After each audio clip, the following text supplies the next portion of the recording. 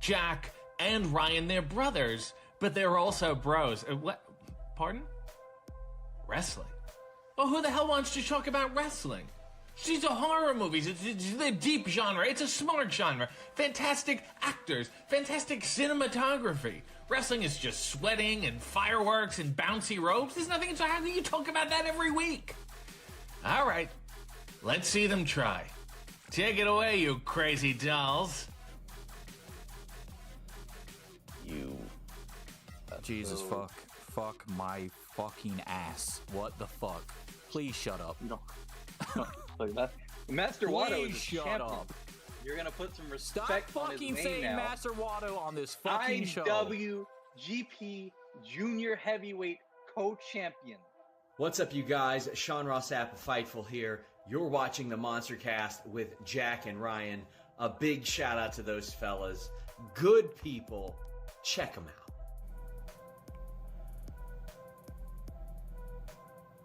Oh my god, what is this? It Who looks is like a making TV. the New Japan titles. They need to stop making It's like titles. a TV, bro. They took it too literally. That's the problem. They should have just turned it into a TV. I would have been more impressed. That would have been cooler. Put some Make antennas it- on the top. No, just make it like a digital title. Like you could display whatever you want on the Oh, digital. like an title. LCD screen? Yeah.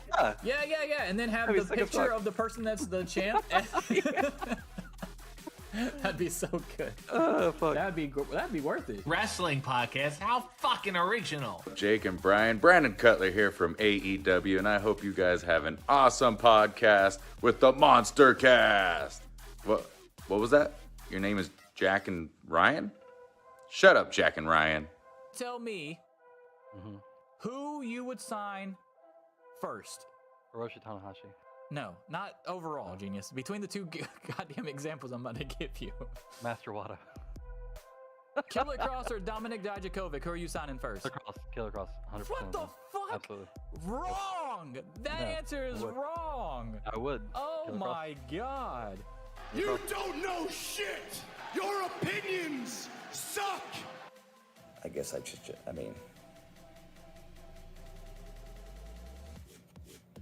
you're welcome. Fuck, See, I'll boo it. I don't think I've ever said boo. I will. That's so stupid. I'll do it. Boo! You can't. Don't actually say the word because that's why it sounds weird. You gotta. It's like more like a note. Boo! You don't fucking actually say boo. Boo! Boo! Boo! Boo! You don't turn it into a fucking chant. You actually have to. I will. Yeah. I'm gonna do that at Forbidden Doors. Just start a boo chant. Boo! Boo! Boo! Boo! Boo! Boo!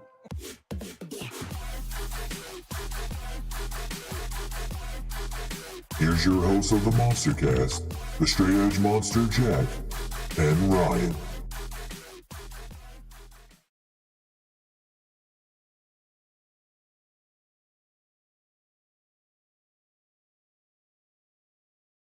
Hello, everybody, and welcome to the Monster Cast, first show of 2024, bringing in the new year with Konami. Apparently, did you see this? How he literally jumped up on my chair as soon as I did this intro. My dog cam. Look at him. Look at this fucking guy. I don't be eating my damn chair. Fucking hooch. Dog cam. Starting off the new year with the dog cam. I put this in here for a reason, but we don't ever use it because he never jumps on the goddamn side of my chair like that. Back up, buddy. I put my hands out. I guess he thought I was. Hey, stop eating my chair, hooch. Anyway, new year. And now he's going nuts like a hockey player, so that's good. All right. So, new year. Same us, as you saw in the thumbnail. We are back. Season 5, technically. Only season 2, really, of YouTube. Of going to the video thing here. But yeah, if you include our audio shows from 2019, this will be our 5th different year, I believe, or some shit like that. This is our 5th. We're doing our 5th annual Monster Awards later today. So yeah, 2019, right? Yeah, because I think we started right. 1920. Yeah, well, we started when the whole AEW started, basically, is when we started. Because we figured, hey, this would be a cool time to do a podcast because there's going to be so much stuff to talk about. Not knowing that, all these other promotions were going to be coming out of nowhere and trying to do comebacks as well until the pandemic happened, of course. You had the NWA, the MLW, the Ring of Honor at the time was separate. You had New Japan, obviously, which Ryan was a huge fan of before 2019. Like, he was a big Omega Bucks guy, Osprey guy. So, yeah, it's like spawned into like that's. I mean, and if people don't know where Monster Cast came from, the whole reason is not just because I'm the Straight Edge Monster Jack. It's because Monster, it was supposed to be like a huge wrestling podcast, a monster podcast where we do a little bit of everything, and it's not just WWE, it's not just AEW, it's not just New Japan. It's a little bit of everything. I mean, some weeks it's going to be more something than other things because we're gonna tend to veer to stuff that we enjoy more than stuff that we don't enjoy. And we try to stay positive as much as possible, besides, you know, the Mark That Tweets and Mark That Remark segments or whatever. But other than that, like we want to talk about stuff that we actually like or things that we need more clarification on because we don't understand or don't agree with, stuff like that. But most of the time, the most toxic part of our show is when we're going at each other. It's not really against anybody else. I don't want to hear any more. Austin should be on the Mount Rushmore. He should. Bullshit. He is on the Mount Rushmore. It's not. He should. He is on the Mount Rushmore. But anyway, we got a huge show for you today to start off the new year. But first, we got to talk about Wrestle Kingdom 18's confidence and prediction picks. Okay, so before we get into our first story and the actual review, we need to let you know we started a new thing starting this year with the very first show being Wrestle Kingdom 18. Confidence picks was a new thing coming in. You wouldn't know it by the final scores, but we did terrible. But there's a possible 55 points that you could get. Okay, I got 26 and Ryan got 24. All right, so not great. Here they are. We'll pop up on the screen right here, and I also have the actual overall records at the bottom as well. So in red, if you look at the table, in red are the ones we got wrong. In green are the ones that we got right. And then the confidence numbers are how many points we earned for getting those correct. And then obviously at the bottom, we have the final tallies. So I was on a bad streak there, guy. I got 5 matches in a row wrong at one point because these are in order from how they showed up on the card. It was not good. It was not good. A terrible way to start off the year. My 10 confidence pick being wrong fucking sucked. I really wish I would have been like a sarcastic asshole on the show and picked my 10 points for Tanahashi because I had no idea I was going to get that right. And that would have been hilarious because I definitely would have won as soon as I saw that. But to only give it 2 points, I was like, damn it, he actually won. Why the fuck did I go all in on Tanahashi? Yeah. I don't know what was up with Gato's booking on this. It was pretty weird. Now obviously the Moxley pick for me, there's a reason I had it at 1 confidence. That was more of like a I want him to win thing than it was like a really like I was sure he was gonna win. But stuff like Yota Tsuji, I thought for sure he was gonna go over Uemura and Sabre Jr. coming up right on a year and Tanahashi being president. I didn't think he was gonna book himself to win the fucking TV title. I thought that was kind of weird. Shingo losing to Tama Tonga, who every time he's had that same belt, he never does shit with it. Nobody really cares about it when he has it. I don't know. There was a lot of weird choices on this where I was like, why are we doing this? The weirdest part about Tama Tonga one to me, honestly, is they announced that he's leaving in like a month or whatever after. So why did he win the title? Even less of a reason for him to win it. Very weird. Unless they wanted to give it to him to have somebody else beat him that they didn't want Shingo to lose to, I guess. But even that's so stupid. Just don't give it to him. The Takahashi losing to Desperado, in retrospect, I mean, I guess it kind of makes sense. And that's not one where I was like, that is higher on my confidence picks just because I was less confident in the other ones, but it wasn't like I was necessarily like super confident in that one either. I felt like that one you could kind of book either way, but I was still leaning like 70% toward Takahashi on that. So that was. I'm pretty sure no titles didn't change hands. There was like 7 title changes on this fucking show. There's only 10 matches. Let's see. Yeah, TJP the War Dogs had that. Sabre Jr. lost his. Shingo lost his. Odo and Hashi lost theirs. Takahashi lost his. Finley became a new champion, so that counts. I mean, it's not a change, but you get what I'm saying. Yeah. But he And didn't then have the title before either. Yeah. So I guess that's every one of them. Yeah. And then fucking Naito. Yeah. 7 title changes. That was a lot. I felt like I didn't like the booking on this show. This is like a New Japan way to do the WCW reset where they took everybody's titles in like 2000 or 99 or whatever the hell it was, where they say, everybody come to the ring and give me your titles, or we're doing a hard reset. That's what it felt like. But the reset isn't even really a reset when you got, like we said, Tom was leaving. Yeah. Tom literally announced that he's leaving in a month. So he's going to have to drop the title again eventually. To who? I don't know. You know, when you watch the triple threat match and you watch the entrances, and then you see how the fans don't really give a shit about Finlay. Not he's a heel, they're booing him. They just don't give a shit. When he won, like all the energy got sucked out of that fucking room, like immediately. It was a cool finishing sequence.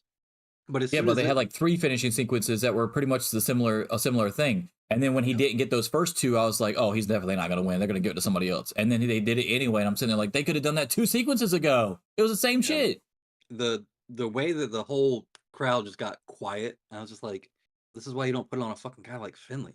But if they're doing it to set up the Ziggler match and Ziggler wins, whatever, fine. I don't think Ziggler's going to win, but all right. How many people come to New Japan as ex-WWE guys and lose their first match there, though? Not many. I can't think of one. I don't know. But let's talk about that kind of stuff, because before we get into this Wrestle Kingdom 18 review, Battle in the Valley, we're going to get Okada versus Ospreay for the first time on American soil. And we're going to get Moxley versus Shingo. Yeah. Which was a hilarious exchange backstage after the show. Also, Ospreay's last New Japan Pro Wrestling match will be inside of a steel cage. First steel cage match in New Japan in 20 years, and they said that one wasn't even in front of people. So this one is going to be insane. It's going to be the United Empire versus the War Dogs in a 5v5 on February 11th in Osaka. Zack Sabre Jr. has challenged Danielson to a one-on-one rematch, but we don't know when that will take place yet. And Riddle challenges a confused Tanahashi for the New Japan Pro Wrestling TV title. Nick Nemeth, who Ryan just mentioned, formerly known as Dolph Ziggler, and Finlay, they brawled multiple times, once at ringside and then once backstage. So what do we think of where New Japan is trending with all this stuff that's coming out of Wrestle Kingdom 18? I really hate Finlay winning, but like I said, if Ziggler's going to go over him, I don't mind it so much. Tanahashi as TV champion feels weird to me. That also feels transitional. I don't know that I would transition it to fucking Matt Riddle. He sucks. I think I would have rather have seen Matt Riddle versus Zack Sabre Jr. Yeah, that'd be more interesting, yeah. But again, maybe that's that thing where they're doing it because it's somebody they're okay with going over, where you wouldn't necessarily want Riddle to go over Zack Sabre Jr., if that makes sense. Like Zack is like, well, we want to put the belt on Riddle, and Zack's like, no, I'm not losing to Matt fucking Riddle. You know what would be crazy if Tanahashi actually does put Riddle over? Do you think that might be a sign to other free agents or whatever to be like, hey, the biggest star and the president will put you over here. Like, don't be scared to come over here. We're not going to make you look stupid type deal. Maybe. I still would do it for Matt Riddle. I would do it for Ziggler. Ziggler still got a lot in the tank, to put it in Mark Henry terms. Yeah, but I think that they view, especially in New Japan, they're going to view him as a smaller dude, which is why the global title, if it ends up being what you want it to be, where it's all encompassing, where like the Ligers of the world can come in and win it too. Yeah. And it's more like an AEW international title type deal. Then that's probably why they felt more comfortable putting Nick Nemeth in that role, because he is technically still smaller, even though he's built or whatever. Like, he's in really good shape and whatnot. If this was straight up New Japan, he'd be in the junior heavyweight division. He wouldn't be in the heavyweight division, I don't think. Dolph? Ooh, put him beside Tanahashi. The motherfucker's gonna look like a midget. But he's 6 foot tall. I'm telling you, dude. I'm telling you, I know what I'm talking about here. Okay, so the dude would not look 6 foot tall next to fucking Tanahashi. Tanahashi's a big boy. Okada's a big boy. I mean, Okada's tall. Okada's definitely tall. But like we were talking about guys like Ishii or whatever, like it's the same thing. Like you put Ishii beside all these same people, But and he this looks isn't just a all good. height thing, though. This isn't just a height thing. The weight thing too. Ziggler's not like Jungle Boy. Like he's got weight on him. That I is don't know. true, but Sonata looked like he was dwarfing Jungle Boy in the Forbidden Door match. Yeah. Okay, that's what I'm saying it's going to look like here. I think if this was a New Japan call, he'd be more in the junior heavyweight division than he would be the heavyweight division. I think you don't remember what Dolph Ziggler looks like. I Dolph definitely Ziggler's do know. I small. definitely know what the fuck Dolph Ziggler looks like, dude. Oh, I'm sorry. I forgot you were a fucking. What the hell? That's a dumbass assumption. Listen, I don't know what Dolph Ziggler looks small, like. Dude. Dolph Ziggler ain't on the same shit that Ali and fucking Buddy Matthews are on either. Ali is on. I literally just watched Ziggler in that fucking suit. He looks skinnier than fucking his brother. So what are you talking about? Hard. Ali's training hard. Yeah, he's training hard. All right. He looks good though. I ain't gonna fucking lie. And those promos that came out with, they're also interesting. All right, so we trending up after the pay-per-view or down after the pay-per-view? That's a lot of title changes. Hard reset. You're losing Ospreay. You're losing Tama soon. Yeah, well, whatever. I mean, no offense to Tama, but it's still a cornerstone of their roster, though. It'd be like losing a fucking Dolph Ziggler. A Dolph Ziggler. Yeah, I was gonna say that actually. It's gonna be losing like a Dolph Ziggler. Yeah. I like Tom and everything, but every time he's got the never open weight belt, it seems like that belt kind of treads water. And he was a lot more impactful to the company when he was doing God and all that stuff. So I don't know that that's gonna hurt him that much. I think obviously losing Ospreay is a big deal. Potentially losing Okada is. Yeah, that's something we need to pay attention to for sure. How close are him and Tanahashi though? Okada and Tanahashi? I know that when Okada first came in, I forget the exact details of the story, but I think it was him and Naito were at some party or something, drinking or whatever, and Okada come in, said something, and then left, and one of them said to the other one, like, "Oh, well, there goes the future of the company right there," or something along those lines, or it'll be his company in 10 years or something like that. And they were right. He fucking ran that place. So there's like at the very least like a level of high respect. I don't know how close they are outside of the ring or anything. I don't think it's to the point where Okada would stay in New Japan because of Tanahashi, if that's what you're asking. Yeah, that's why I was asking. Like if that because matters. He's president, you mean? Now, or just because he'd miss him? Because he's the president, genius. Okay. Holy shit. Because I don't think either one, honestly. I mean, the thing that makes it most intriguing for me with Okada is that he's got to experience AEW a few times, and we all know he's very close with the Bucks and Kenny. So that will be interesting. It was close with the Bucks and with Motor City Machine Guns because they were nice to him when he was in TNA. Yeah, but he's not picking TNA over AEW if those were the two I'm not companies. saying he's going to fucking TNA. I don't give a fuck who he's friends with. I'm just telling you that that's why he's close with him. That's a reason, because there's no one in WWE, I don't think, that would, besides Nakamura maybe. Yeah. But there's no way Nakamura is going to be enough to bring this man over. I don't give a fuck if Triple H is making him look better than he's looked in the last 7 years or whatever the fuck. That's not a reason to bring Okada over. Okada's not coming over for that. I don't think. It would be crazy to see Okada in WWE. Hey, if that's where he wants to go, that's where he wants to go. But goddamn, Cody just never finishing that story of that rate. Never. He's not finishing now. He's not finishing it now. I can't wait to talk about that later. I cannot wait. Oh, Cody. All right. So I think they're. I don't know if I want to say trending up. Like I'll say trending up, but I won't say like they're skyrocketing or anything. They're like slowly trending back up because they've lost a lot of people. They lost Jay White. They lost Omega, or I mean Omega was earlier, obviously, but they lost. They're losing Ospreay right now. Like literally right now, they're losing Ospreay. He's already signed with AEW. They lost Shibata. They've lost there's somebody else too. I'm forgetting the name now for some reason. Who? Juice Robinson.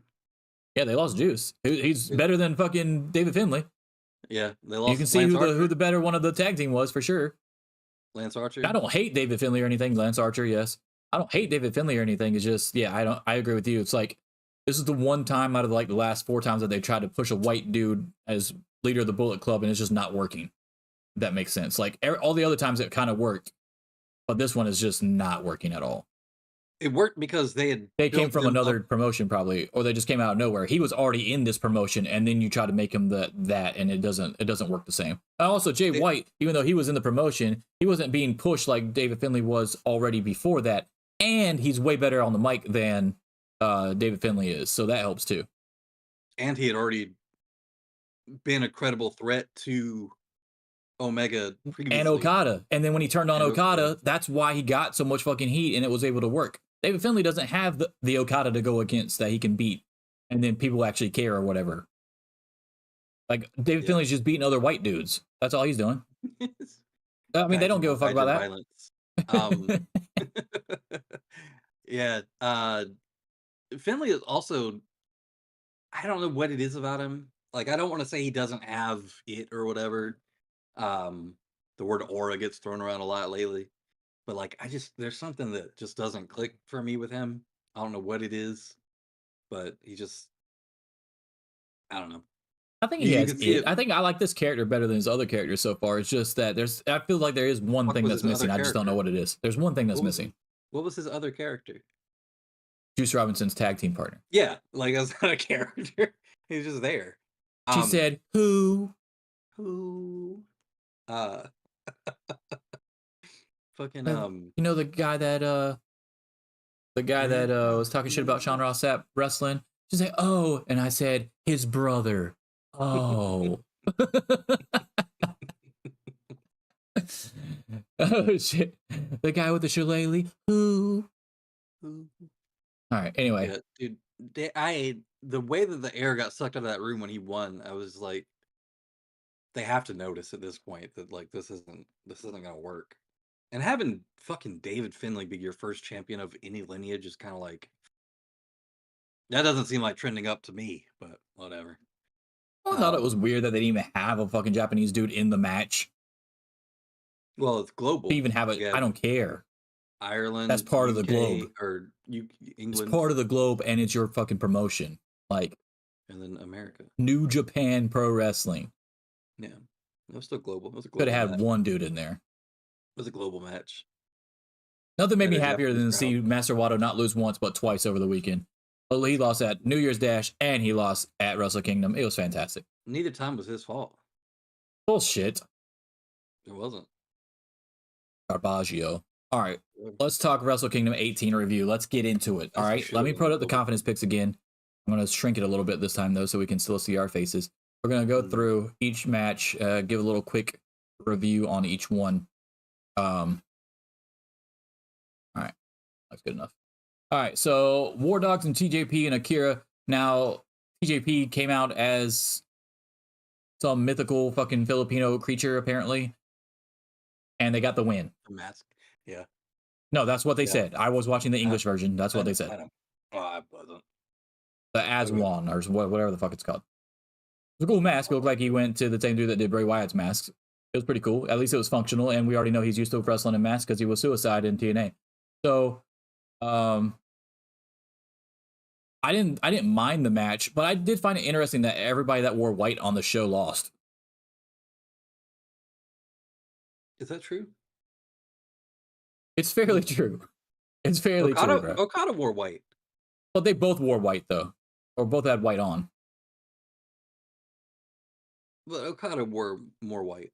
You're talking about the Okada white that he turned into a different color? That was cool as shit. Okay, but that's not white anymore then. But his trunks still were white? Not if he would have opened up the robe when he had the black light thing going on. He would have not been white either. UV thing. I think it was just the coat. So no, that's not true. Yeah, it is true. Everybody that wore white lost. And Uemura was wearing white, wasn't he? I don't remember. He was wearing white and red. Mostly red. Most red. Fucking gimmick just being, I found a white jacket in the UK. So I think red. he was wearing it red. in the promo picture. Yeah. He was wearing white in the promo picture. Okay, so yeah, I knew TJP and Akira were gonna win. War Dogs had had it too long. And the whole story of like, oh, this is like the death of Catch 22 or whatever, when it's really the only thing they're gonna be able to do with TJP for a while. It was like it doesn't make any sense to have this be the end of the tag team, so they have to do something with it. So I figured they were gonna win. That's why I was pretty high on that one. Saber and Tanahashi. It's a good match. Yeah, I mean, it was solid. It was solid. I didn't think it was going to be solid, too, because the way that Tanahashi was walking out there around the ring before the match started, I was like, oh, this is going to be one of those nights where Tanahashi ain't going to bring it. But it ended up being pretty good. He always comes out to the ring real stiff and then does a good job in the match and then walks out real fucking stiff. Like, it's just, damn, dude.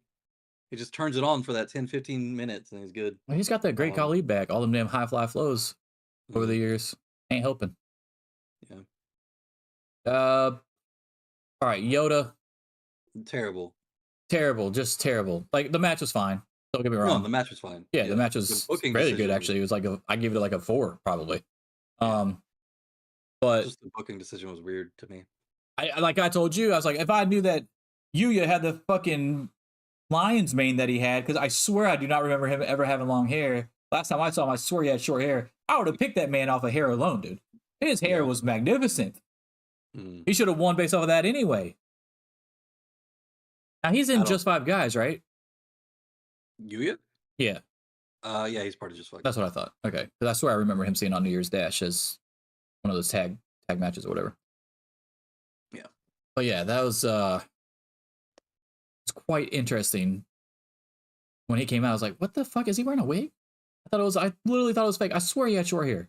But yeah, Yoda should have still won, though. The way they've been positioning Yoda, and as you can see, as our confidence picks there, like, is there anybody that thought Yoda was going to actually lose that match? Unless I missed something. I don't think I did. I thought it was a cool thing to put your two of your young dudes together, though, because they were like, oh, yeah, this match might headline the Tokyo Dome one day, which I could see that happening. Especially in Yoda's case, because he's already good on character as far as I'm concerned.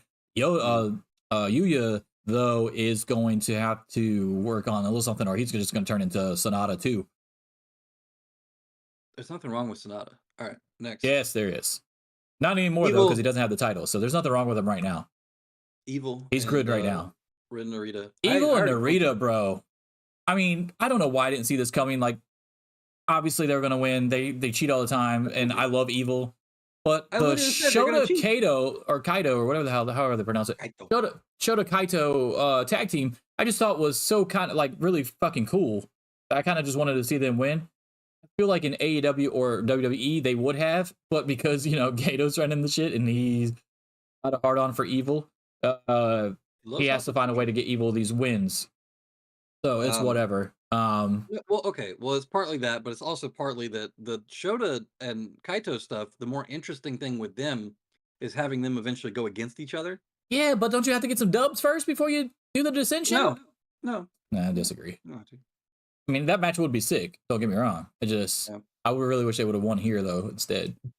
Now, if they would have started brawling, like, immediately after this match when they lost or something, I'd have been, okay, let's do it. But if you're still going to act like you're friends and everything's okay, then you got to give them some fucking wins, dude. You can't just have them go out there and lose every fucking time. Well, the way you do it is you have Moxley come to Shota and be like, why are you fucking hanging out with this loser? Isn't this the dude that got his ass kicked by Okada? Why are you hanging out with this guy? What are you doing? Yeah. All right. Goto Hashi, Bishamon tag team is done for now. Yeah. They lost their titles to the Guerrillas of Destiny in El Fantasmo and Hikuleo. This was a shocking one to me, especially because this is the one where Nick Nemeth and Ryan Nemeth came out during this match or whatever. And I thought it's because, they were going to do tag team title stuff. And I was like, okay, that would make sense. And then you find out why the fuck is Ryan Nemeth even there, because he started fucking brawling with David Finlay instead. Yeah. Again, like on this one, we had the same confidence pick on that one, actually, weirdly enough. I don't know. I thought they were going to keep Bishamon going for a little bit longer because I don't know what you do with Yoshihashi when he's not in Bishamon. I honestly didn't know both sets of titles were on the line. That's why I went so low on the confidence. Well, I did. I just didn't think that they would put the real titles on LP and fucking Hikuleo. Yeah, that's what I'm saying. Like, if it was just for the New Japan Strong titles, it would have made sense for El Phantasmo and Hikuleo to win. I would have been okay with that. Like, that's not that big of a deal. But to put the actual New Japan titles on the line too, or And don't get me IWGP wrong, titles, I love LP, like, but it I don't know what they're seemed doing like with a him right weird now. choice. Why is he not in the fucking junior heavyweight division winning the fucking title? It's the same fucking three dudes that they have. Yeah, It really is the same three dudes. It's Ishimori. And fucking Ishimori, yeah. Yeah, it's Ishimori, Takahashi, and fucking Desperado. Yeah, I know. It's been like that for 4 years. Like, what the fuck is going on? Can we get El Phantasmo in that bitch, please? Well, Dookie was there for like 2 seconds. But yeah, or Dookie, as they make sure to overpronounce it, so it doesn't sound like Dookie. Well, Kevin Kelly used to call him Doki. Okie dokie. Yeah. I used to love Kevin Kelly on New Japan. Dookie. Not that these other guys weren't terrible, but the English dude, I liked him better in the color role type deal, the Mike Tenay role, where he was like the dude with all the information type deal. Now he was like the main guy. The first 2 matches, so I couldn't tell you. Rocky Romero was on the call this time too. All right, so Takahashi and El Desperado won. Which is fine. I mean, we both picked Takahashi, but I think having Desperado win is fine. It's whatever. I mean, Takahashi had it for over like a year, right? So I mean, it's whatever. You got to pass it around the 3 guys, so it is what it is. You only got fucking 3 dudes in the division, and if they're holding it for a year, maybe it doesn't look as bad, I guess. I don't know. Like, it doesn't look as shallow as a division as it is if you let the dudes hold it for a year. But who the fuck are you defending it against? Like, what the fuck, Master Watto? Yeah, what's wrong with that? El Desperado is gonna fucking beat Master Watto like everybody else has as soon as he gets it, and then he's gonna fucking move on, and then eventually lose it back to Takahashi or to Ishimori or whatever. Although Ishimori has his own title now to worry about. Yeah, that's true. He's scared of Master Watto, though. That's what the problem is. So Moxley, Finley, Ospreay. It was a good match. I didn't like the same finish 3 times. I mean, it was different. It was different, but it was the same finish 3 times. Well, I mean, that's kind of how you do triple threats. Come on, no. What, the same dude coming out on top every time, though? No. Come on. Yeah, that was weird. I did like that they stuck to the truce thing, though. I thought they were going to do some bullshit. Yeah, that was funny. Because I thought they were going to break down pretty early when they were facing each other out the way, but they weren't. Yeah. And they kept beating his ass. That was pretty good. Yeah. I thought it was a good match. Still don't like Finley winning. I think that's terrible. I don't. Having him be the first champion of anything on your lineage sheet just looks bad to me. And it's not that there's anything like wrong with Finley. It's just that he doesn't have it, whatever it is. I guess. Yeah, if it was like the never open weight strong title, that'd be fine. Yeah. But calling it the New Japan Global title and then having Finley as your first one is a little weird. Yeah, and having him go over. Unless they signed him to some massive long contract we don't know about, like a 5-year contract or something. He's going to be there for a while. Then, okay, I get it then, but we don't know any of that kind of information coming out of New Japan like that. It's like they're desperately trying to make him credible. So they're like, yeah, put him over 2 huge. Because they've lost all the other Gaijin. They've literally lost all their Gaijin except for him. Yeah, it's kind of, well, that's not true. They still have LP. Yeah, but in a heavyweight role is what I'm saying. Hikuleo's a Gaijin. They're not putting any fucking huge singles title on Hikuleo. At least not right now. You know what the problem with Hikuleo is? They didn't even do it for Tama. Tama could talk. When Hikuleo talks, he sounds too nice. Like, no matter what he's saying, he just sounds so friendly. He never comes off like he's being mean. We're not even that far removed, but I really miss what are the Killer Death Squad or whatever the fuck they were? Killer Elite Squad, KES? Killer Elite Squad, yeah. I miss them. So then we both picked. And he's not doing anything anyway. What do you say? What do you mean? David Hart Smith, British Bulldog Jr., Davey Boy Smith Jr., whatever the hell you want to call him. Well, I mean, bring Archer back in, I guess. I mean, you could, because he's not really doing anything in an AEW anyway. They're not doing shit with him. Like, if you want to put him on an excursion in New Japan real quick, like the tag league, like, could you imagine the tag league coming back and then motherfuckers coming back into the tag league? Would be awesome as fuck. People would go nuts. Pretty fun to be on an excursion. That would be so fucking cool for the World Tag whatever League if they came back. Yeah, I liked the match. I didn't like the booking. I thought it was as far as the finish, or not the finish, but the winner. I didn't like. What was the other team before? Wasn't Carl Anderson and Giant Bernard or some shit? Sounds right. That's before he went to Bullet Club. Yeah. So we got Okada winning, which I think was pretty. Yeah, I mean, we knew that. Pretty much a foregone conclusion. I mean, if it wasn't for Sonata being the world champion, the Okada match would have been a 10 for me. For the confidence picks, I mean. Oh yeah. Yeah, like that was easily Naito versus Sonata was easily the number one. But if Sonata wasn't the champion, or Sonata was going against maybe somebody a little bit lesser, like a Evil or something, like, then Okada would have easily been the number 10 for my confidence picks. I mean, those were two pretty. They're that close to me for Okada and Naito for my picks, for confidence picks. Like, I knew they were winning. Although they tried to scare the shit out of me on the Naito match. Give them credit for that.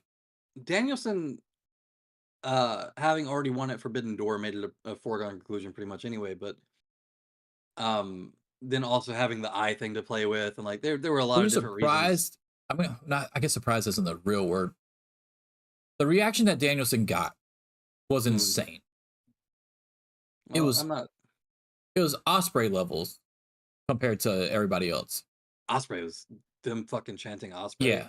Yeah, him doing the maestro bit. Yeah, like just making them say it or whatever, and they were all fucking yelling it when that's something they don't usually do. Yeah, fucking nuts. New Japan. But Danielson to be that close to his reaction during the for like the first time in 10, 12, 15 years, whatever the hell it was. Yeah.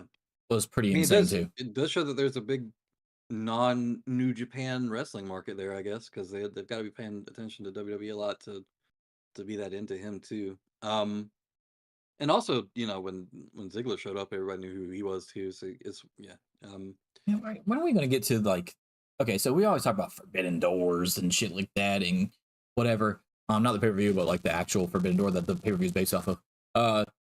Sending people everywhere and stuff like that, and you just had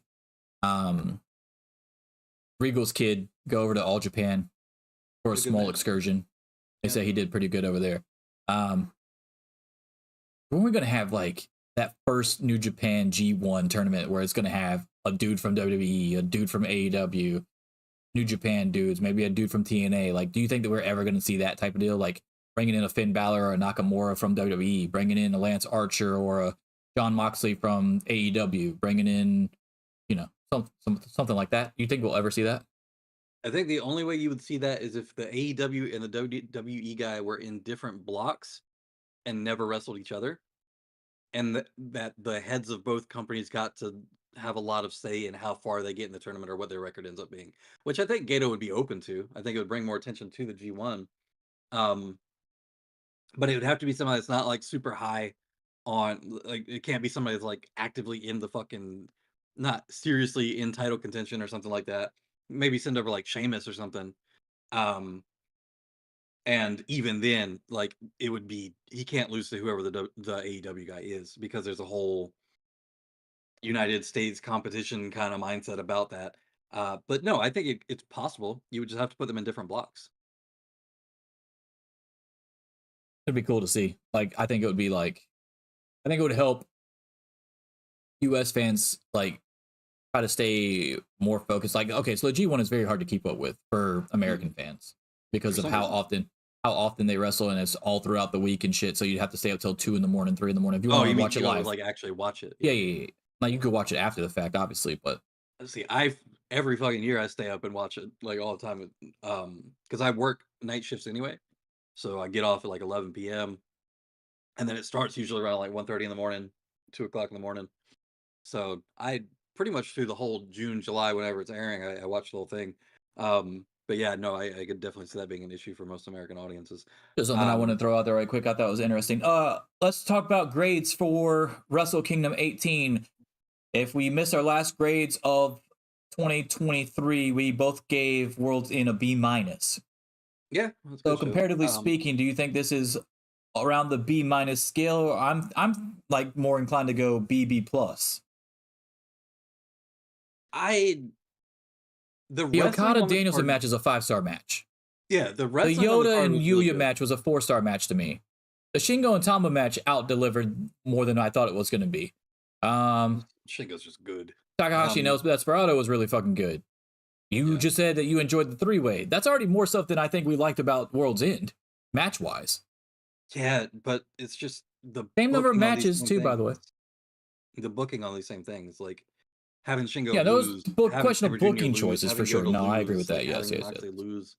Like fuck. I think that if you compare the wrestling quality, obviously, to World's End, I think this was better. How do I feel about the booking? Is it enough to bring it down that much?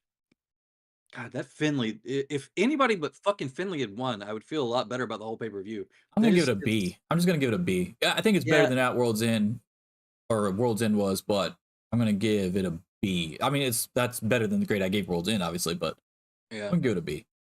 I can sign on to that. I would probably go B plus if Osprey or Moxley. I would have went B plus if they would have had a fucking IWGP Women's Title match on the fucking card. Would have been great to see. The discourse on that, by the way, was ridiculous. Women's, yeah, or that, either one, it doesn't matter. They're both that you have 2 titles that you created, that your company created for women, and had neither one of them on the show.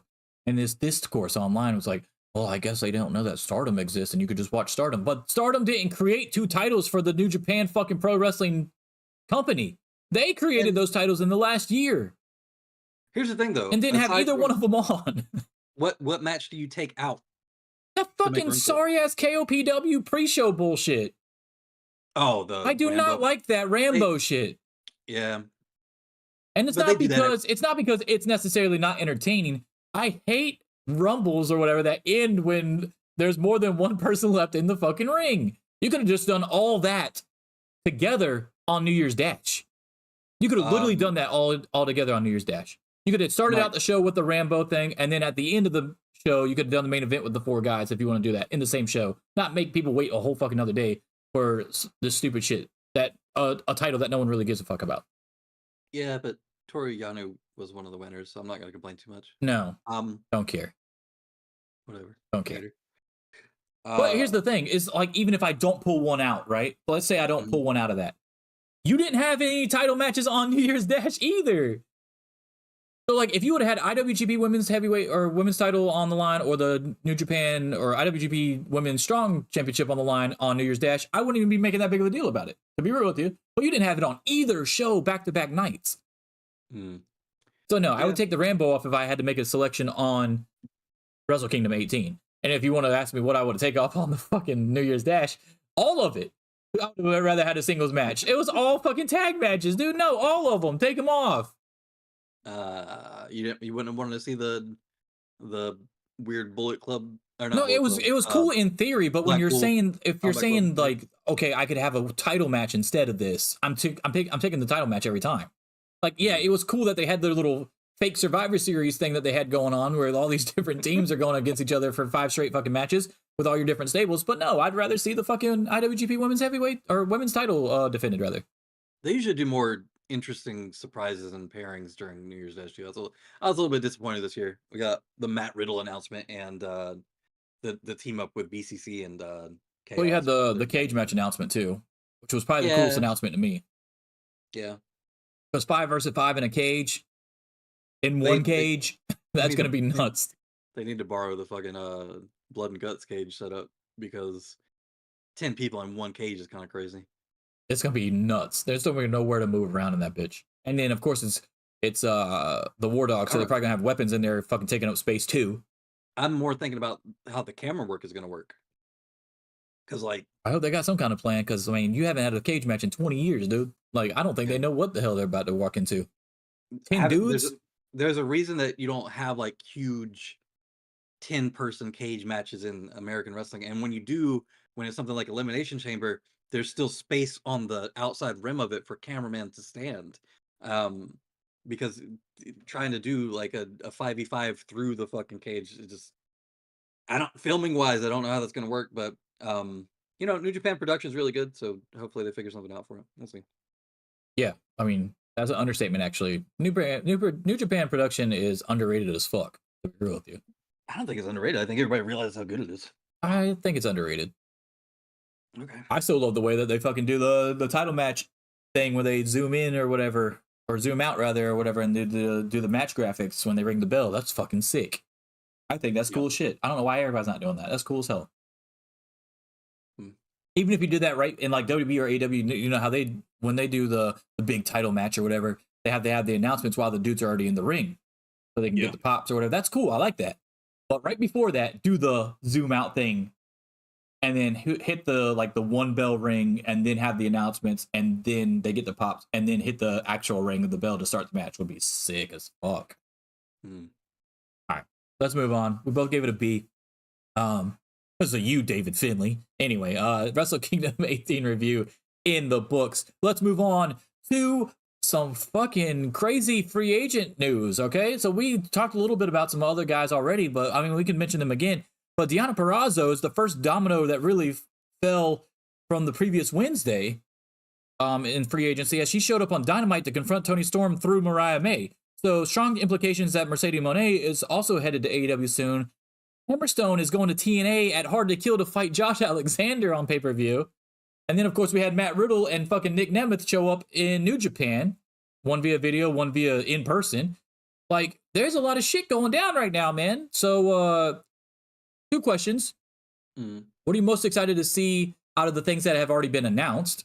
And that could even be Ali in the indies and stuff like that. I don't care what you pick. What are you most excited to be announced? And what is the one...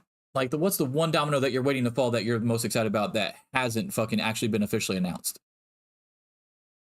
I think where Mercedes goes is probably the biggest. Yes, but is that is that the thing you're most excited to see though?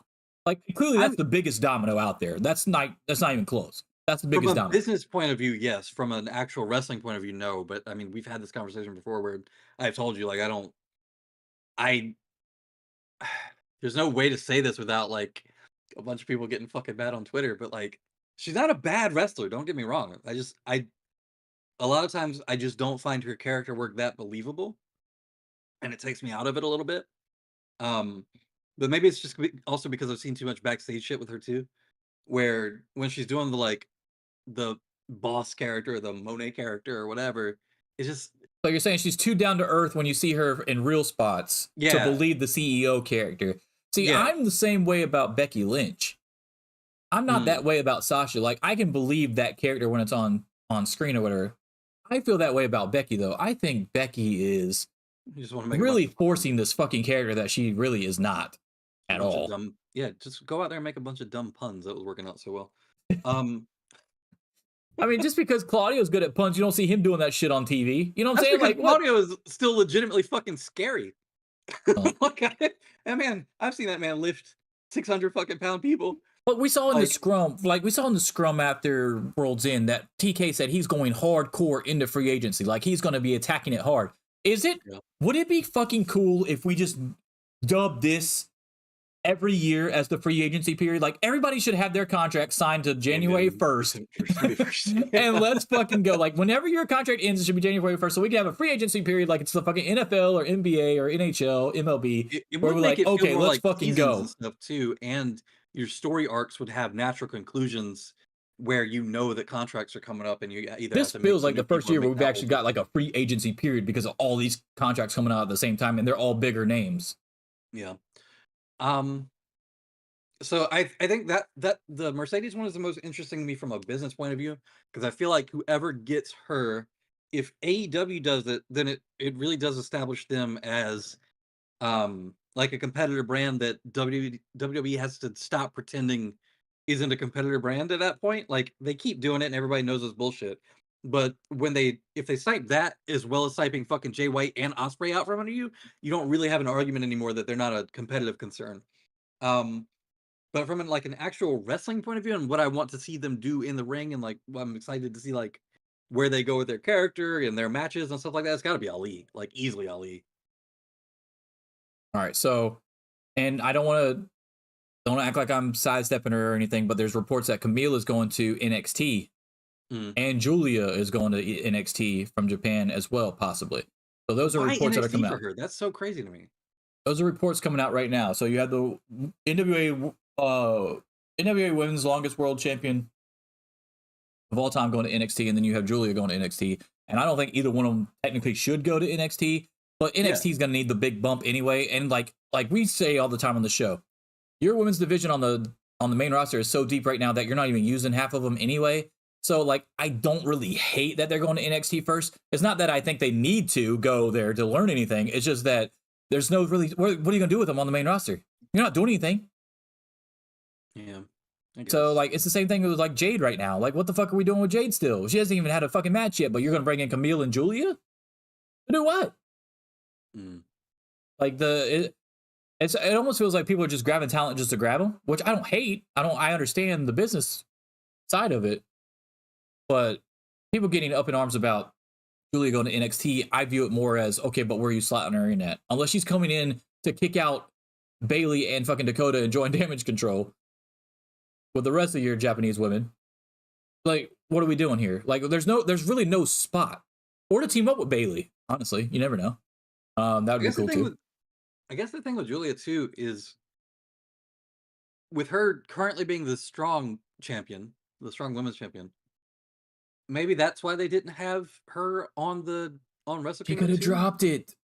I guess. But he could have literally dropped it at Tam Nakano or some shit. It's fine. There's plenty of women wrestlers out there. That match would have fucking, and especially on New Year's Dash, that match would have been easily the most talked about match afterwards if they would have just had a fucking match there. It's whatever, but I'm just saying, like, maybe she hasn't made up her mind yet. I think the Meltzers of the world said her contract isn't technically up till March. So maybe she's still trying to figure it out. She hasn't actually made a decision, but Camille, I feel like the Camille thing is a lot more set than the Julia thing is right now. Speaking of set, let's talk about the fucking Mercedes stuff. So we had the Mercedes going to AEW back at All In, right? When she showed up at All In, which was cool as fuck. Got the huge pop in the crowd, watched the entire show. That was cool. Then Punk leaves, gets fired. And then the reports started switching because we know that Sasha and Punk like each other. So then it was Sasha is thinking about going back to WWE. You got Trinity that is trending to going back to WWE as well, by the way, that we haven't mentioned, to go back to being Naomi again. She's supposed to be fighting Jordan Grace for her Knockouts title, which means Jordan Grace is probably winning that match if Trinity is actually going to go back to WWE. So then the reports are that the talks broke down between Mercedes and WWE. The same type of story that we got with Punk, and that he was fully expected to go either somewhere else or work things out with AEW. Didn't happen. He showed up in WWE anyway. And then now the current contract situation is that a lot of people are expecting her to debut with AEW in the very near future, after she had trademarked a few Monet trademark names and phrases and stuff. So where do you think we are with all this? Like the Mercedes Sasha watch, like, is she going to be Mercedes or is she going to be Sasha 2024? And we're going to have to get a fucking answer very soon. Like, we're on January 7th here, and we know she wants to wrestle, and we know she's ready to go from the injury. So what do you, like, if you had to pick, not where you would want to see her go necessarily, but where do you think she's actually going to go? I have no idea. I would even throw TNA back in the discussion a few weeks ago until we found out the Trinity thing going back to WWE. Like to make a pit stop over there, not like a long-term contract, but maybe a match or two situation. I mean, there's reasons to do both. There's new matches in AEW that aren't obviously in WWE. There's probably more money in AEW, and there's because you can have more of it because you're not cutting it to WWE, right? And you're still able to do all whatever side stuff you want to do, including Japan, which she's been on record. If you just pay attention to her Instagram, she fucking loves Japan. So like, if she could make American money and still go wrestle in Japan and still have like go to Japan basically whenever the hell she wants, pretty much. Well, just put her on the Osprey contract, yeah. Yeah, that's what I'm saying. Like you just literally do the Osprey or the Jay White thing, or the Here's the Omega thing. thing. And I know that she's got like a really dedicated fan base for whatever reason. Come on, man, don't be like that. Don't be like that. I love I'm Sasha not- Banks That's great. or Mercedes. Whatever. I'm not paying her Osprey money. Oh, well, no. She doesn't want Osprey money. She wants Charlotte money, and they wouldn't give her Charlotte money in WWE, which is ridiculous to me. That's crazy to me because Charlotte doesn't do that much. Yeah, ridiculous. She should be getting paid. I can make the argument that she should get paid more than anyone in WWE's women's roster. Anyone, because she has outside appeal like a Jade Cargill does. She has outside appeal that would bring eyes to your fucking product because of all the other things that she's into, namely Mandalorian that comes to mind. Obviously, that's the big one, but a lot of other stuff too. That is something that is invaluable as a WWE company, as an Endeavor company, whatever the hell you want to call it. TKO. That is invaluable stuff right there. Like, I don't understand why they're, we don't see you as a, I don't give a fuck if you see her as a Charlotte in the ring. I don't give a fuck. But you can't tell me that she's not going to bring you more money than Charlotte. Outside of the ring. There definitely aren't as many Charlotte role-playing accounts on Twitter. Yeah, that's neither here nor there. That's just weird. But fucking, okay, so let's talk about this. Like, if you had a clean slate and you have, let's say Sasha's over there, right? Let's say you're in WWE, you're in Endeavor, TKO, whatever. You have your current women's roster and you have Sasha on the roster. Take all their contracts, wipe them to zero. Who are you paying the most money to stay with your company? And I'm not saying that you need to say Sasha. I'm not implying that it would be Sasha, but I'm telling you it's not Charlotte, correct? I don't know. Because even if it's not Sasha, I'm picking Asuka over Charlotte. Yeah, I'm picking Bailey over Charlotte. I'm picking Mercedes or Sasha over Charlotte. Io Sky's probably getting more money than Charlotte, or around the same amount as Charlotte. Charlotte's like 4 or 5 on the list. Rhea, I would definitely pay more. Rhea, yeah. Well, I don't know why I was thinking about just SmackDown people. Well, yeah, Rhea was on the list, obviously, as well, yes. Yeah. I don't know about as more than Charlotte, probably around the same amount. Like, it would be like Io, Rhea, Charlotte would probably be making the same amount. I'm not. I don't think people realize how big of a fucking like TikTok and social media star Rhea is outside of WWE. She's huge outside of WWE. I'm not on the Sasha Mercedes train where I'd see her value the same way that other people do, I guess. I don't know why, or like I hear a lot about it and I get that she's got crossover appeal and she's got like a really dedicated fan base or whatever, but are those people going to shows or are they just talking about her on fucking Twitter? Like, I don't. And her in-ring work, to me, again, I'm not saying she's bad or anything. We don't know if they're going to shows or not. Taylor Swift don't play football, but people are going to Chiefs games because they love Taylor Swift. They're buying fucking Travis Kelce jerseys because they love Taylor Swift. That might be true, but who the fuck is? Okay, find me the. I would love to see the. Find me the numbers on people going to Chiefs games because they like Taylor Swift. All you had to do was look at the video of all those fucking blonde chicks fucking waiting outside of the suite, waiting for Taylor Swift to come out. They weren't there to see the Chiefs, bro. I think that's a really bad comparison because they're not. That's like saying the only bad comparison is because Taylor Swift is such a big megastar compared to a Sasha Banks. But in wrestling, though, if she has crossover appeal like that, then yes, people would come to fucking because she's a part of it. Yeah, but Taylor Swift isn't part of the fucking Chiefs game. This is a weird comparison. It's like, oh, this hotel got more business because somebody was staying there. Like, it doesn't make the hotel good. I don't know. Whatever money she's asking for, if it's Charlotte money, it's weird to me that WWE wouldn't pay it. It doesn't necessarily mean that I think that she's better than Charlotte. If we're talking about in-ring work, we're talking about like their best matches compared to each other. The problem with that is most of their best matches are against each other. Rhea and Charlotte probably clears anything that Sasha and Charlotte have done. I'm pretty sure. The one match this year, yeah, or last year, yeah, sure. Yeah. But Hell in a Cell, fucking Charlotte and Sasha was insane. Mm. Sasha and Bailey both times was insane. The takeovers. I think the more interesting conversation out of her contract situation is the clout that whatever company signs her gets as like being, in AEW's case, either like a credible competitor, or in WWE's case, still able to undercut what AEW wants to do.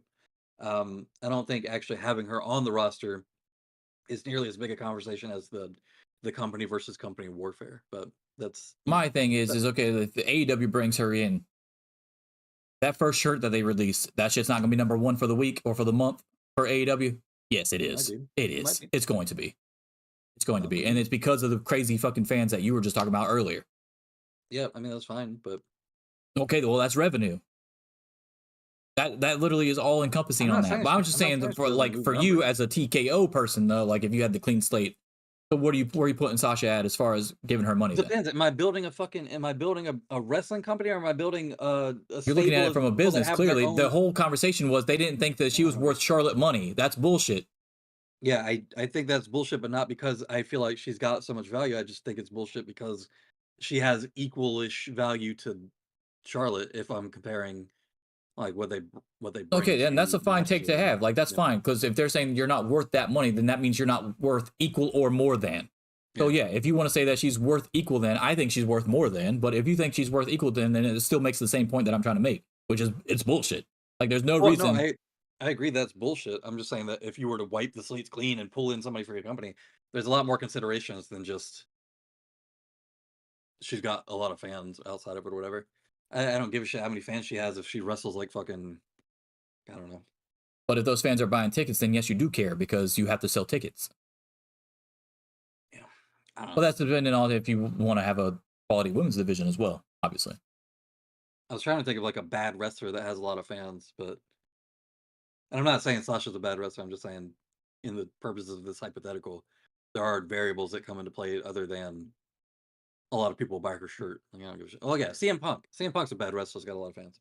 I'll start your shit on here on 2024, bro. This is first show 2024. Don't start your shit. Hold on. Stop pretending this man can wrestle. Don't start your shit on here, bro. He can wrestle. He's a bad wrestler. I know that this hurts you as a. It doesn't hurt me because I know that you're full of shit because he just had the best fucking dog collar match ever last year. Because of MJF and because it's. That's not how those matches work. Yeah, it is. No, it's not. That's not how that works. Listen, he's a bad wrestler. He's not a bad wrestler, but go ahead. He's go a bad on. wrestler. He's not, but go on. He's a bad wrestler. Botching shit all the time, can barely fucking move. He's got like no mind-body connection whatsoever. He moves like a fucking newborn giraffe trying to walk. Get to your point, please. It's super awkward. My point is like, in conversations about if I'm building a wrestling company from scratch, who am I paying the most, blah blah blah. Like, yeah, CM Punk's got a lot of fucking fans that are probably gonna buy his t-shirts and his bullshit, but I don't necessarily want him in my company because of that if he's not a good wrestler. So I don't know. And obviously I think Sasha's a better wrestler than CM Punk, but like, or Mercedes. I don't know why I keep calling her Sasha. Because we don't know where she's going. You can use either one right now. Yeah, that's true. Well, that's funny too. Do you think they bring her back in as Sasha? No, she's gonna be Sasha if she comes back to WWE. Yeah, I figured.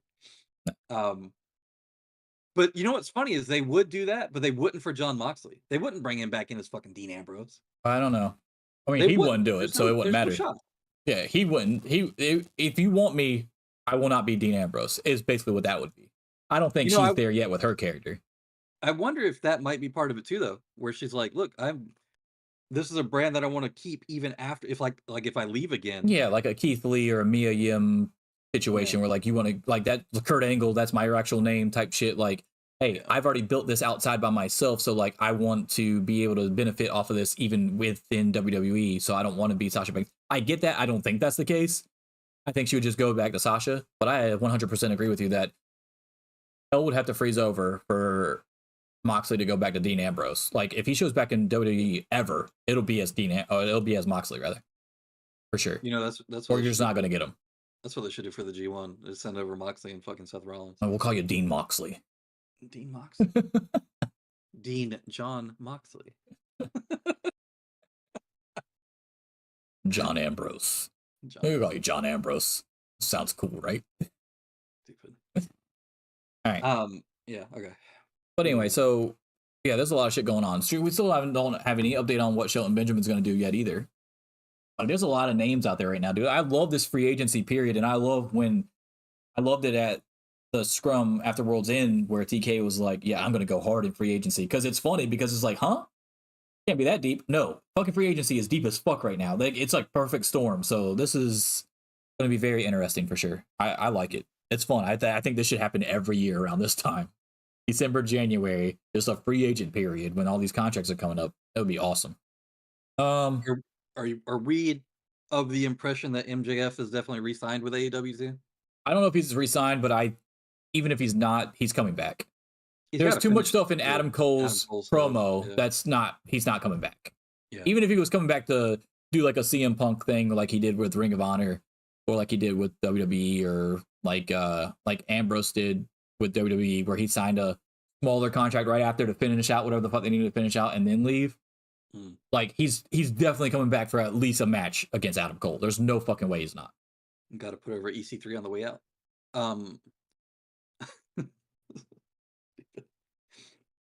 So, yeah, I think he resigns with AEW. I think he already has resigned with AEW. I don't think they do this whole story with his contract status in question. Could you imagine putting that much time into that story?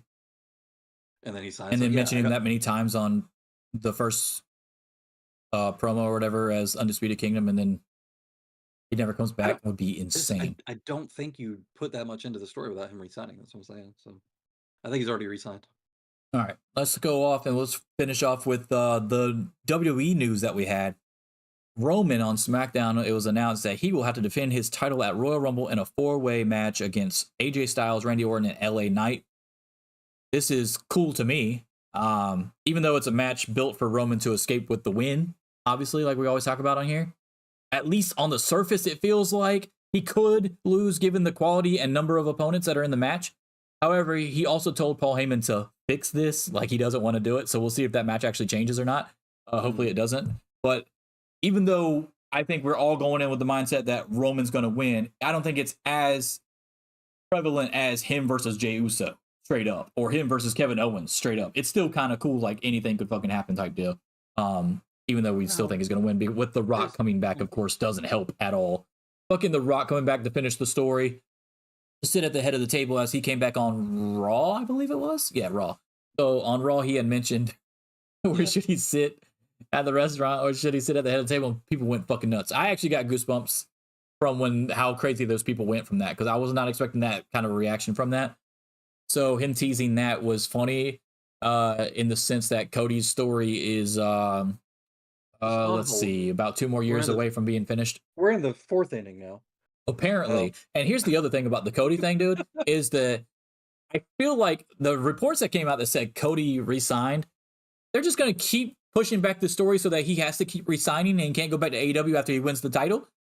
So he wins the title in WWE and then he drops it and like, okay, I did what I want to do. I can go back to AEW with my friends or whatever. They're like, no, we're going to keep dragging this out. You're going to have to keep re-signing these contracts because we got all these people coming in that need to finish their story before you. And then you can finish your story when you're like, 47 years old and no one cares anymore. And then there's not enough time to go back and do anything of significance in AEW. Did you see the video of him? He was laid out in the ring and somebody in the crowd shouted, Triple H doesn't forget Cody. So good. It's so good, dude. It's laughable, comical at this point. Like it's so funny. It's become its own running meme on wrestling Twitter. It's pretty fucking funny. I'm not gonna lie to you. But the other thing is that before Cody came in, Brock technically was being talked about with Roman before that. So like, I don't have as big of an issue with this as if it was to happen after Cody came back, because I'd be like, that's fucked up type deal. Like when The Rock went against Cena instead of CM Punk at WrestleMania type deal. Like that was kind of annoying. But this one I don't find as egregious, honestly. The storyline's been built in there for a while now. The funny thing about this match, somebody posted on Twitter, and I thought it was interesting, is back in 1999, there was a 4-way match in WCW between, it was Ric Flair was the champion, and he was defending against DDP, Hulk Hogan, and Sting. And you hear that, and you're like, "Damn, that's some pretty old Yes, people this in is that match." the age thing. I replied to Yeah. this. Yeah, yeah. It was like the combined age was 128, and then the combined age of the 4 people in this match is 130. And Yep. it's you think about that, and it's like, fuck, like even back in 1999, you were thinking those were old guys. Not And only old here, guys, but you're thinking WCW doesn't create new stars. They need younger guys. That's why they died in 99 and 2000. That's why they went out of business in the early 2001. Well, guess what? WWE, Well- we've been saying this for a while that they don't do the same thing. They've been having the same people. They keep hiring all the TNA dudes and bringing them in, and they don't really do anything with them, but they got top spots so that other people can't get through. So it's kind of like, what the fuck? I mean, we're talking about a company that had Samoa Joe on the roster the same amount, almost the same amount of time as fucking AJ Styles, and never won the world title. Why? He should have won the world title. the interesting thing about that though is you could say that WCW wasn't creating new stars, and you look at that match, and that's kind of proof. But when you look at this match, they did kind of make a star out of LA Knight, where he was obviously he always had the potential, but he wasn't a big star until he was in WWE, obviously. Um, and then Reigns, But he could have been a obviously- bigger star a lot earlier if it wasn't for fucking Vince being an idiot. That's true. And then with Reigns specifically, I mean, that is a star that they created, and that despite him being on top for so long, when you think about it in context, like he is relatively new. Obviously he's an older guy now, but you think his rise really started in what, 2015? So he's only been around at the top for like 8 years. So, but the other thing is that it's because that Reigns has been on this Hogan-like WrestleMania run as well. So that makes him seem like he's been there for a lot longer. Yeah. Also, you have the fact of Randy Orton, the class of 2002 that Orton came in with. Lesnar's a part-timer. Cena is past part-time. He's pretty much retired. And fucking Batista's retired. And then you got Shelton Benjamin got released. So Yeah. Orton is still there in a main event at Royal Rumble 2024 for the title. Well, main event. You get what I'm saying. The world title match. The main event will be the Royal Rumble match, I'm sure. But yeah, that's insane. I was listening to the Sam Roberts interview with Edge last night, or Adam Copeland last night. I never really thought about this, but Adam Copeland's first WWE match was in 1996. It was like pre-Attitude. A lot of these people have been around for a fucking while, man.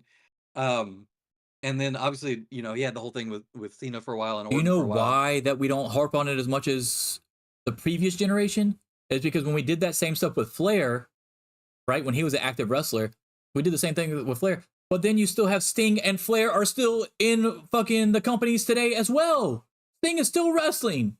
So until that entire guard of the Undertakers, the Stings, the Flairs, the Triple H's, the Shawn Michaels, until they're off TV completely, we can't really move forward to the new generation that are already old because we're still waiting for fucking the Stings and the Jerichos to bounce. Yeah. There's a huge overlap right now. It's funny Billy too, 'cause Gunn, Billy Gunn, said- Sting, and Jeff Jarrett, they're all there wrestling still.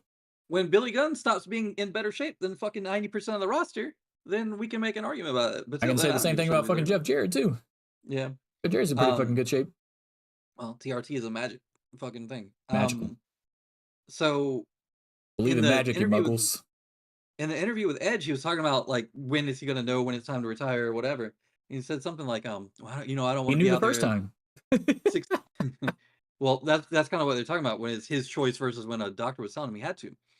And he said something. He was like, I don't necessarily know if I want to be out there like 60 years old, blah blah. And he said that, and I was like, Sting's fucking 64. It's like, what do you mean? Just the longevity of careers is a lot different now than it was 20, 30 years ago, and what's considered old and all that stuff is way different. So yeah, it's that is interesting. Is Yo, like no joke. If we could go back in time, right, and just do like the 85 roster, 86 roster, okay. how many chances would you need to pick out one person that was still going to be wrestling in 2024 to get the Sting? Yeah, That's insane, dude. mm, Like, out of all the people that made it that long, it was him. yeah. I mean, he didn't do the cocaine and stuff that we know of and everything like that, but he was clearly on roids. Yeah, He was of on course. roids for sure. He's still, he has been recently too. Like that's But insane to think about. That he's the one that broke through and made it. That for that long. No one would have ever guessed that back then. I mean, technically, Flair's retirement match was relatively recent. No, I agree with that. Do you think? No joke. Do you think he waits for Sting to finally retire and then he goes has another Ric Flair's last match number 2 with Conrad and all them on a Yeah, he's fucking gotta say, so that he gotta can say that got last he wrestled longer than Sting Yeah, did? got to. I mean, he's still Do gonna not be wrestle longer shocked. than Sting did, right? I think. Fucking brutal. All right, let's get back to the 4-way. But yes, I thought that stat was great. I actually tweeted about that stat or quote tweeted it. I said that's a cool stat, not just for the they died because they didn't create new stars narrative, but just because I really love stats. Like that's a crazy stat, dude. Because in '99, WCW was already losing the ratings again. In '99, Yeah, well, they fold next year, right? no, they folded in early 2001. That's Okay. when they folded. But this was I don't remember what pay-per-view that was though, so I don't know how late in '99 that was. But the 4-way WCW title match in '99 was Ric Flair defended the title against DDP, Hogan, and Sting. And in DDP's defense, he didn't start wrestling until he was like 35, 36 when he finally first had his like actual match because he was a manager and all that kind of shit. Yeah. The combined age of the challengers is 128. The combined age of the challengers in this match, as Ryan said earlier, 130 between Roman Reigns, Randy Orton, AJ Styles, and LA Knight. That's insane. And then this is also helps my narrative that why are we bringing in Nick Aldis as a fucking GM when he should be a wrestler because he's younger than fucking LA Knight by 2 years. So there's a lot of weird shit going on right now in WWE. Like that's great. That's a crazy stat. I love stats like that though. That's cool shit. But yeah, they don't fucking start creating some new stars fast. And we're not talking about Lexus King over here. We're talking about you need to bring in some fucking people that are younger and stop bringing in fucking football players and shit that's not getting over at all. Doesn't know what the hell they're doing. You need to start bringing up the Carmelo Hayeses. You need to start bringing up like they got to do something, dude. Something has to change. You better fucking start making another deal with OVW instead of trying to do your own shit at NXT. Because it's not, I don't think it's working anymore. I think all the talents ran out because you've got all the young dudes that were on the indies. Vince didn't want to do anything with them, and now they're all in AEW. So you missed out on that whole generation of talent that you could have had on the main roster right now, taking these spots. Your Adam Coles, your Roderick Strongs, your Kushida that you completely fucked over. They didn't do anything with him. Your Ciampas and your Garganos that you're not doing anything with right now. Like you had people, your Andrade that you let go. You morons. Even guys, even though you're going to get them back, I don't care. You had them. You had them on the main roster, dude. And you didn't do nothing with them. You're Malachi Black. When they had Brody Lee, they didn't do shit with him. Yeah, exactly. Yeah, I agree. Your Dijakovic right now is still in NXT. Had to go back to NXT because y'all did some stupid shit with him. Like, what in the hell are we doing? What are we doing over there? The only dude that you've really built up to be any kind of credible threat is Gunther. Yeah. Everybody else is old. I mean, Rollins isn't old. He's older now. Older. You get what I'm saying. I'm not saying they're fucking Ric Flair or anything. I'm just saying they're old, though. Yeah. You know, speaking of old and building credible people and whatever, what do you think about the Griff Garrison Edge match last night? Well, Garrison has had a lot of time in Ring of Honor with the Maria tag team. Yeah. So, like, it doesn't shock me that he did as well as I thought he did. I thought he did good. No, I thought the match was fine, but do you feel like it was weird that they gave him so much? Maybe Edge sees something in him. Maybe that's the match Edge wanted. I don't know. It is. I mean, he said as much even on the Sam Roberts podcast. So, like, yeah, no, he said the same thing about Kyle Fletcher too. But he said that he does actually remind him of him or whatever. But yeah, man, it felt weird. It was like, damn, they're giving Griff a lot in this match. That's kind of crazy. I did see a tweet about the Varsity Blondes and Julian. Like, imagine thinking that Lexus King was supposed to be the breakout star of this group. Yeah. Well, I mean, he did. He broke out to NXT. He still has a chance to break out. Like, let's stop. I mean, it's still too early to be. Like I just said, DDP didn't have his first match till 35 or 36 years old. Lexus King is like 27, 28, 29, 30, something like that. So he's still got 5 years to figure it out. Yeah. He's still got 5 years to figure it out. I think he's 30. You got 5 years to figure it out. It's not dead yet. The problem is when DDP started, he knew how to talk. He already had that. Well, that's because that's ability. all he did. Yeah. No, I agree with that. Right. And Pillman Jr. is not. But Pillman Jr. has the leg up on the actual in-ring work, though.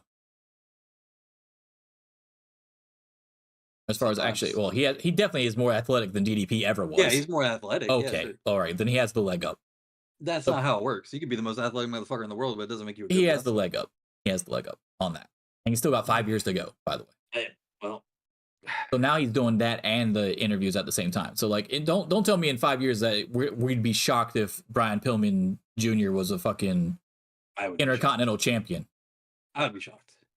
As an Intercontinental champion, you'd be shocked in 5 years. Yep. I wouldn't. I would not be. I don't know what it is, but like when you wrestle for this long and you still can't do the promo in a convincing way, I don't think there's a way around that. Like unless he goes to like fucking Well, this is his first real character. Varsity Blondes is not a character.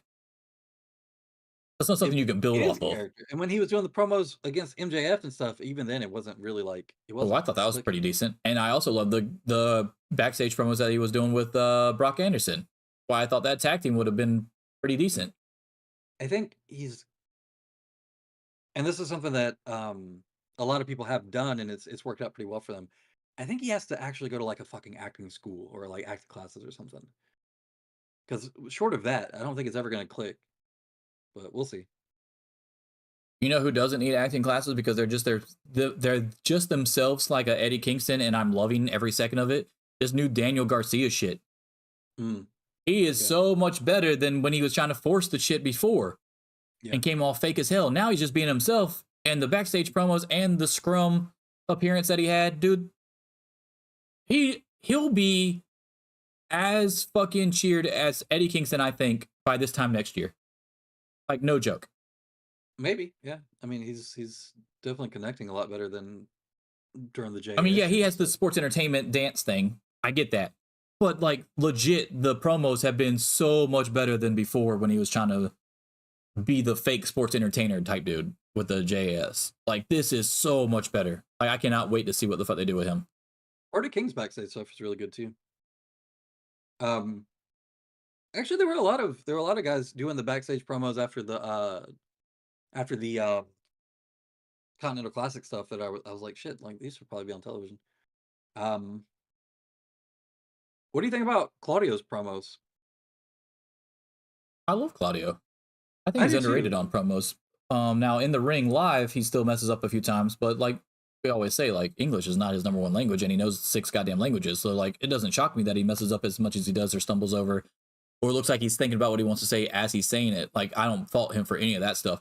But the backstage promo stuff, dude, especially when he gets angry, like the shit where, oh, you beat up Danielson, now I'm gonna beat your ass type promos that he does and stuff like that. When he gets really angry and gets on a roll where he doesn't mess up or anything, no, those are fucking good. Like, he's good. I thought the ones leading up to all the Eddie Kingston stuff were really fucking good. And it occurred to me that the majority of those were like pre-tape.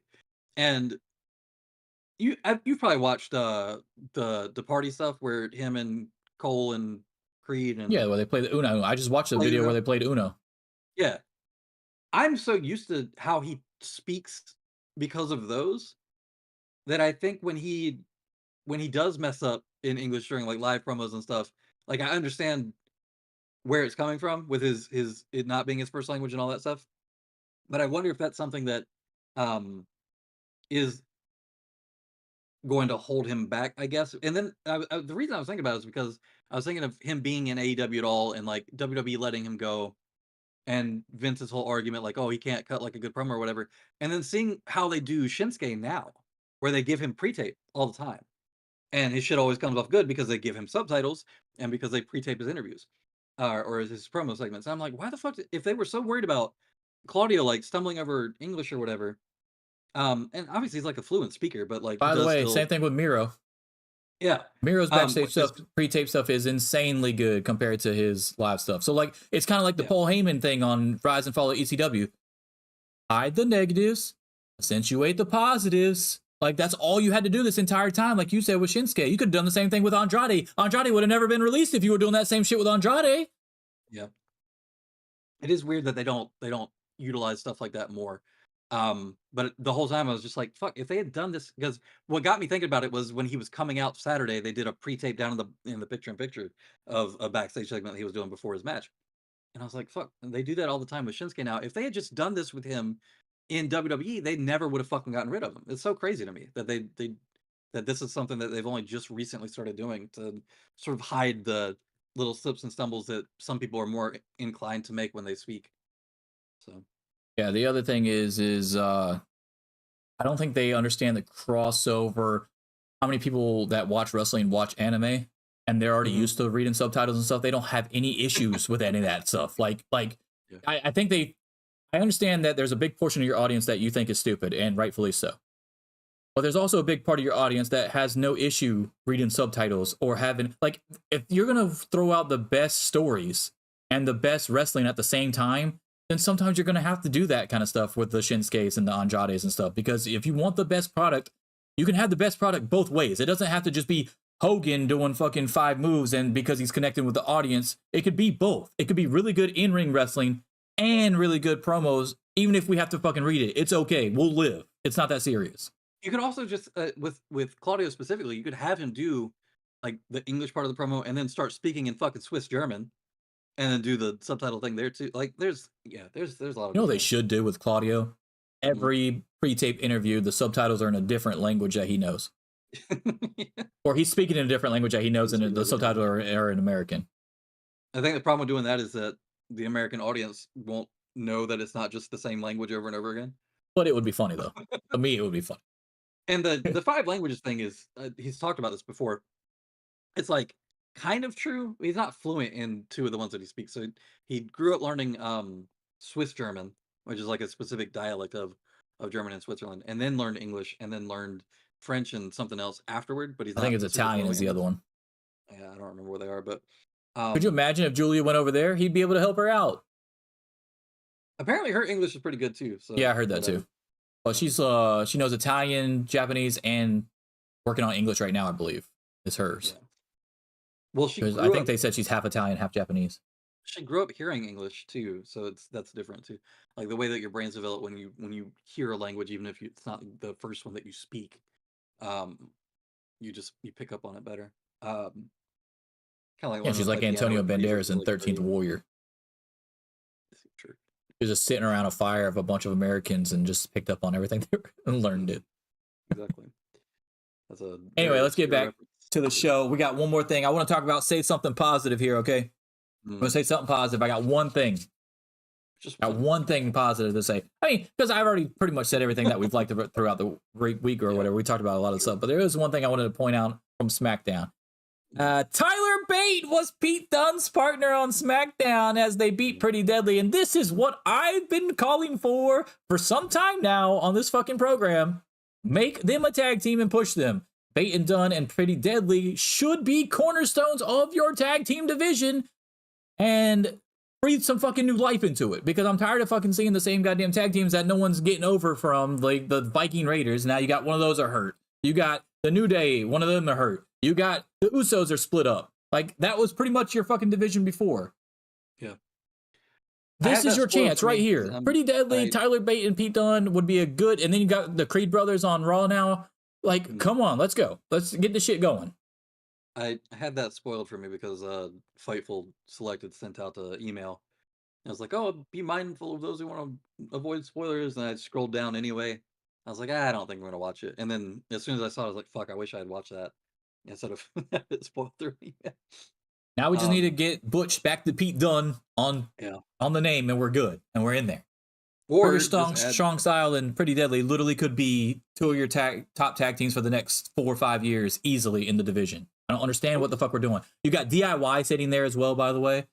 Great tag team, something to do with them. Like, I'm so sick of WWE acting like the tag team division is a knock on somebody, whereas AEW treats it like it's a fucking like an actual big deal. That's the difference here. Like, you're just assuming that Tyler Bate and Pete Dunne don't want to be in a tag team. If they're winning fucking tag team titles and they're being on fucking pay-per-views every month instead of being the joke of something or always getting beat up in something or always taking somebody's finishers and shit in a stable, I promise you they're going to say, hey, I'd rather do the tag team thing. Just put them in tag team and take them seriously and build up this fucking tag team division that is atrocious right now. Yeah. Okay. My one thing is from Collision. I liked the acclaimed Bullet Club Gold thing that they did. That whole segment. Where they were basically like, look, like we both kind of have a common enemy. We don't really have a problem with each other. And it makes sense. Stables just work. We know that stables just work. You know from experience, Jay White, stables just work. And it makes sense for us to work together in general, instead of being like this 3-man and 3-man, because Juice is out, obviously. And then Austin being the one to be like, that actually does make a lot of sense after everybody had left or whatever. And it's a way for Billy Gunn to work with his sons again. There's a lot in it that just makes sense. Especially Yes, Billy it makes Gunn's way sense for out. now, but you can't have them together forever. You have to split them back up. I mean, So, eventually. Yeah, when Juice comes back is when I would do it. Because then you could have Juice and the Guns take the titles off the Acclaimed. For the trios titles. Maybe. Or, just have Billy retire. And then after that you have whatever fallout. But I feel like part of this is that he kind of wants to do stuff with his sons before he goes. So who knows? But yeah, I think that's I thought that was interesting because it made sense for everybody's characters that were involved. Where Jay White, he's kind of a fucking snake, but he's also pragmatic.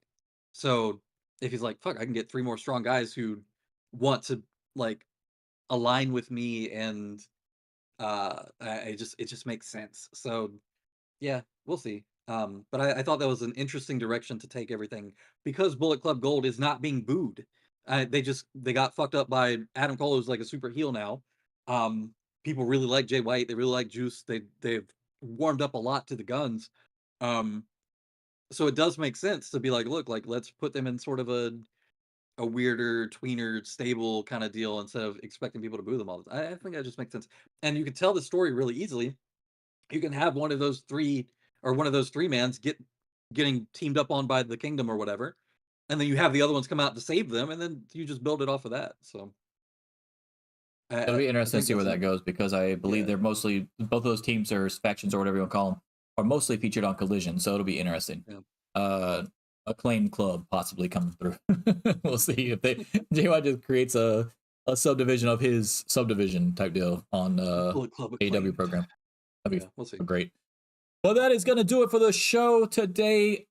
Stay tuned here on YouTube through at some point today. We will be posting our Monster Awards. Will be posted today as well. Monster Awards are coming. 5th annual Monster Awards. So that'll do it for the weekly scheduled programming here. We wanted to get all that in because there was a lot of stuff going on. Shout out to, we are over 200 subscribers, a little bit over, like 201 or something like that. So we actually hit 201 before our first show of this year, first actual full show. So that's pretty cool. We're actually shooting for 500. So we need 300 this year. It's going to be hard to do, but we're going to give it a shot. We're going to see what happens. We appreciate everybody that subscribed, whether it was during us arguing constantly over certain things like CM Punk, Austin, Lufisto, other items that we've argued heavily over, or if it was because of the Humane Society Wrestle for Rescues thing that we had in October, November of last year. Update on that, Ricotta did get sent back on the 2nd, 5 days ago. We sent him back with a couple items of clothing, a new toy, 2 bags of treats, stuff like that. Hopefully somebody picks him up. To be clear, he was a foster. Yeah, he was a foster. Yeah, he was a foster. My bad. I should have said that. We fostered him when we dropped off all the donations from the Wrestle for Rescues event. Yeah, we fostered him through Christmas and the holidays. Fill out a card for him to help people understand his personality and stuff when they go in and possibly see him. The only bad part about it was that the person that he was in his crate thing with, because he was with another dog, that's how if they're good with other dogs, they'll give him another dog or whatever to be in there with. They got adopted out while he was gone with us, so that sucked. So he's probably like back in there looking for whatever, like whatever. And every time they let him outside, I always wonder if he's like looking for Konami, because he used to always come to Konami's cage, let him out. Konami, not missing him as much as we thought he would. He was more like the annoying little brother to Konami, and Konami was not thrilled with a lot of his stuff, like trying to steal his toys back and stuff like that. You know, it's funny. They would play outside together. He would yank on fucking Konami's ear because Konami was yelling or running back and forth with the jolly balls and stuff. It was so funny. But yeah, like I think Konami's happy with the peace and quiet again. The first time we let Konami out, he actually did go to the window though, and we were like, oh, I wonder what the hell that's about. But then he didn't do it again, so we don't know actually if that was just a fluke thing, because usually he just goes right outside. Like maybe he was looking for him or something, but maybe he realized he wasn't here anymore. I don't know, but it was fun while it lasted. I wish I had a bigger backyard and more space, because I probably would have kept him, because he was a sweet boy. Whoever gets him will be a lucky person, and of course, there's a lot of other animals at the Humane Society as well, and we probably will be doing a couple events for them again this year. Maybe some events for some other people as well. There's a lot of stuff out there going on, and I like dogs and animals more than people, so like that's why I'm pretty much gear all my stuff towards that type of those type of organizations. So that's the update on that. It was fun. It was definitely a hectic week, and I will say that my first lunch break from my job after he was gone did not feel like it was only a 5-minute lunch break. Let's just put it like that. There was a lot less I had to do. He was a very active boy. But that's going to do it for the show today. Hopefully everybody has a great start to their new year. Appreciate the 200 plus subscribers, and we will see you again next week on the MonsterCast. And don't forget, like I said, today as well, we'll be dropping the Monster Awards video, 5th annual. 20 awards we're giving out. It's going to be awesome. Have a great day.